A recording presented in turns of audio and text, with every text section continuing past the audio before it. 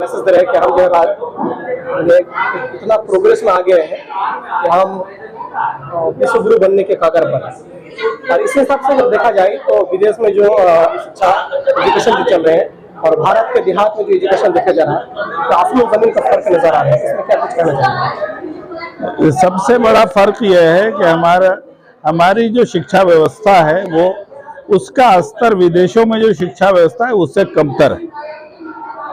कई बार ये बात राजनीतिक भी बोलते हैं कि जो दुनिया की 200 बड़ी यूनिवर्सिटियां हैं, टॉप 200 यूनिवर्सिटीज, उसमें भारत की कोई यूनिवर्सिटी नहीं है।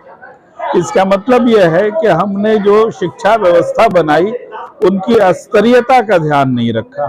तो भारत सरकार के लिए, भारतीय समाज के लिए ये सबसे बड़ी चुनौती है कि वह ऐसे शिक्षा के ऐसे केंद्र बनाए जिनकी गुणवत्ता श्रेष्ठ हो।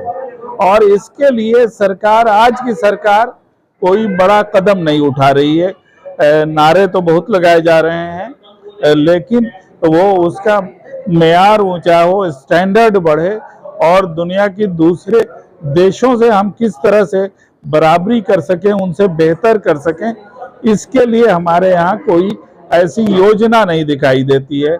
जो 2020 की जो राष्ट्रीय शिक्षा नीति है उसमें भी ढांचा तो उसका दिखाई देता है कि कुछ परिवर्तन की तैयारी है, लेकिन परिवर्तन के लिए जो मेहनत, जो कुर्बानी और जो